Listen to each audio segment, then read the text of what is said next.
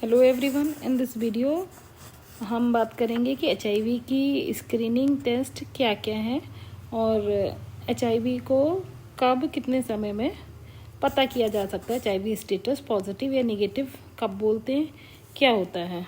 जो एचआईवी की screening test का बेसिस होता है वो एंटीबॉडी अगेंस्ट एचआईवी वायरस जो होता है, वायरस को इटसेल्फ ब्लड में डिटेक्ट करना ज़्यादा कठिन होता है एज़ कम्पेयर टू इसके अगेंस्ट जो एंटीबॉडी डिटेक्ट करना ब्लड में।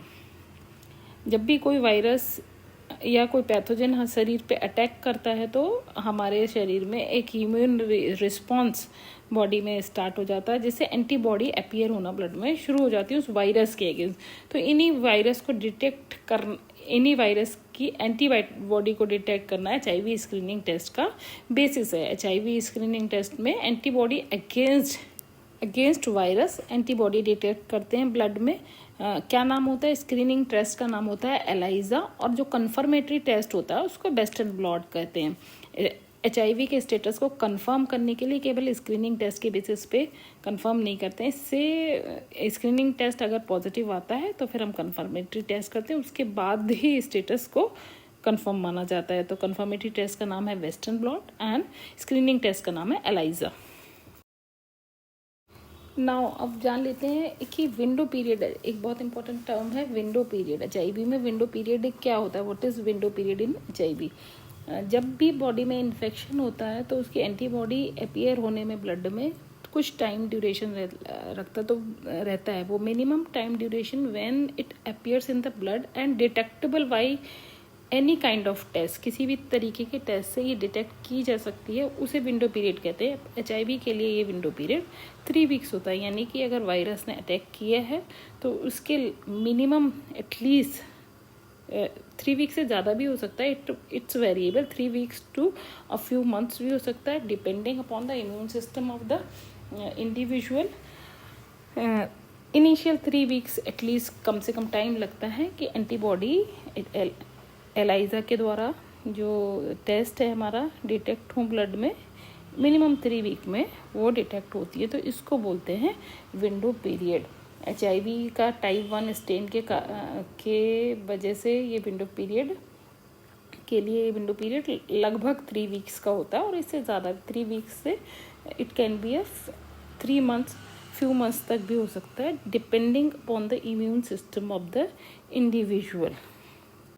यहाँ पे एक और इम्पॉर्टेंट बात कि फॉल्स पॉजिटिव और फॉल्स नेगेटिव किसे कहते हैं टेस्ट में। फॉल्स पॉजिटिव का मतलब होता है कि जिसमें एचआईवी का इन्फेक्शन नहीं है, उसके में भी टेस्ट के रिजल्ट पॉजिटिव आ रहे हैं। तो ऐसे कंडीशंस में टेस्ट रिजल्ट शो कर रहा है पॉजिटिव, जबकि व्यक्ति में एचआईवी के अगेंस्ट एंटीबॉडी नहीं है, एचआईवी का इन्फेक्शन नहीं है, तो इसे फॉल्स पॉजिटिव कहते हैं।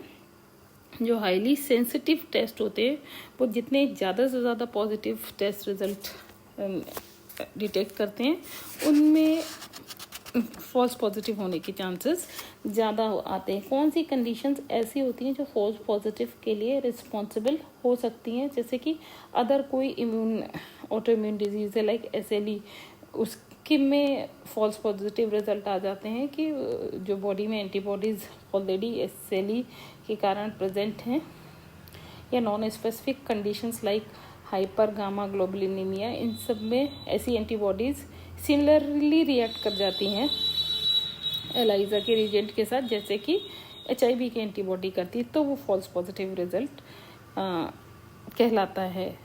क्या मतलब इसका इसीलिए केवल एक टेस्ट के ऊपर रिलाई नहीं करते हैं। जो स्क्रीनिंग टेस्ट होता है उसे it should be followed by confirmatory test, जो कि ज़्यादा स्पेसिफिक होता है। वेस्टर्न ब्लॉट टेस्ट स्पेसिफिक होता है। जो स्पेसिफिक किसे बोलते हैं? जो कि केवल जिनमें इन्फेक्शन है उनको ही डिटेक्ट करे। ट्रू पॉजिटिव जो भी डिटेक्ट हो वो एक्चुअली पॉजिटिव हो। तो अगर जो कन्फर्म टेस्ट है, स्क्रीनिंग टेस्ट है, कन्फर्मेटरी टेस्ट से कंबाइन कर देते हैं, स्पेसिफिसिटी बढ़ जाती है, sensitivity as well as specificity बढ़ जाती है, और पॉजिटिव डिटेक्ट होने के, जो एक्चुअल में रियल में पॉजिटिव हैं, उनके डिटेक्ट होने के चांसेस बढ़ जाते हैं। वेस्टर्न ब्लॉट जो टेस्ट होता है वो मोर स्पेसिफिक टेस्ट होता है, और एलाइजा होता है वो सेंसिटिव टेस्ट होता है। वो ज़्यादा से ज़्यादा पॉजिटिव, जो सेंसिटिव टेस्ट होता है वो ज़्यादा से ज़्यादा पॉजिटिव डिटेक्ट कर देता है, उसमें फॉल्स पॉजिटिव के चांसेस भी बढ़ जाते हैं। और सेकेंडरीली जब हम confirmatory test western blot apply करते हैं तब उसमें जो एक्चुअल पॉजिटिव हैं वो डिटेक्ट हो जाते हैं, और ट्रू नेगेटिव जो पॉजिटिव नहीं थे और हाई सेंसिटिविटी के कारण पॉजिटिव आ गए हैं उनको रूल आउट करने की चांसेस स्पेसिफिक टेस्ट जो कि कंफर्मेटरी टेस्ट होता है वेस्टर्न ब्लॉट लगाने से बढ़ जाते हैं। तो वो ट्रू नेगेटिव जो बाकी नेगेटिव हैं और गलती से पॉजिटिव आ गए हैं उनको भी रूल आउट कर देता है। तो जब दोनों टेस्ट की एलाइजा की report positive as well as confirmatory western blot test के रिजल्ट पॉजिटिव होते हैं तब स्टेटस को पॉजिटिव डिक्लेयर करते हैं। Lab diagnosis wise when the two test when positive, then the result is declared positive, not on the basis of a single test. Other test applied are the nucleic acid testing, NAT. क्या मतलब net लगाने से भी although confirmation के chances बढ़ जाते हैं और स्पेसिफिसिटी बढ़ जाती है, but these are more costlier.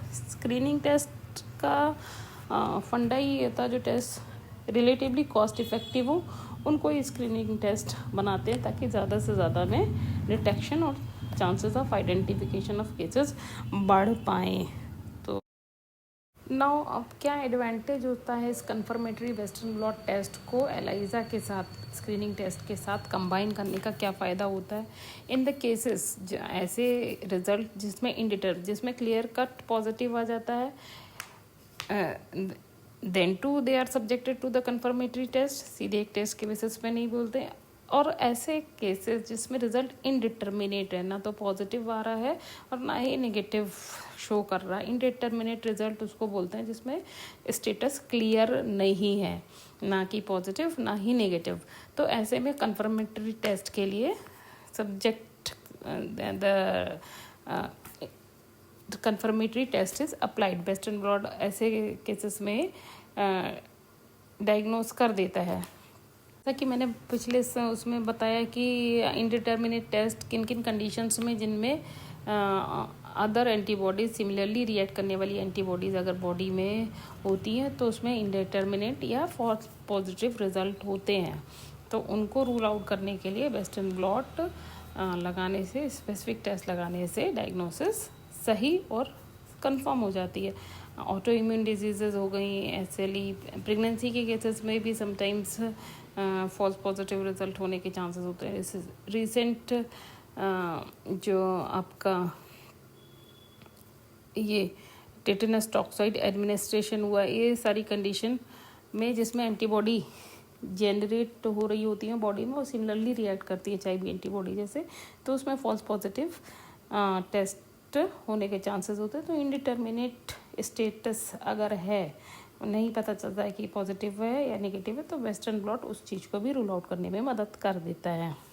ये एडवांटेज है एलाइजा के साथ वेस्टर्न ब्लॉट कंबाइन करने का। एक तो पॉजिटिव स्टेटस डिक्लेयर करने में, सही पॉजिटिव स्टेटस की जिसको वाकई पॉजिटिव है वो ही पॉजिटिव कहलाए इसमें, और इनडिटर्मिनेट रिजल्ट्स को क्लियर करने में हेल्प मिलती है। नाउ अब कोई ऐसा टेस्ट है जो विंडो पीरियड में ही इन्फेक्शन को डिटेक्ट कर सकता है क्या? जो 3 वीक का मिनिमम विंडो पीरियड बताया गया उस ड्यूरेशन में। Yes, it is P24 antigen test. Early detection के लिए जो वायरस की सरफेस प्रोटीन होती है, कैप्सिड प्रोटीन P24, इसको डिटेक्ट करके पता किया जा सकता है, but the test is not routinely and usually applied. ये अर्ली स्टेजेस में ही P24 एंटीजन डिटेक्ट होता है। Later on it disappears from the later stage में इसके रिजल्ट रिलायबल नहीं होते हैं। Usually it is not applied. और कौन कौन से टेस्ट होते हैं? इस न्यूक्लियर एसिड एम्प्लीफिकेशन या जिसे NAT बोलते हैं, वो NAT टेस्ट होता है। And the result of NAT is more reliable as compare to P24 antigen test. ये जो नैट टेस्ट होता है वो जीनोमिक सीक्वेंस, वायरस के जीनोमिक सीक्वेंस के आइडेंटिफिकेशन पे बेस्ड होता है, और ये ऑन एन एवरेज 13 से 28 दिन, मिनिमम 13 दिन जो मीडियन ड्यूरेशन ऑफ डिटेक्शन है, 13 डे आफ्टर इन्फेक्शन इसका डिटेक्शन पॉसिबल होता है.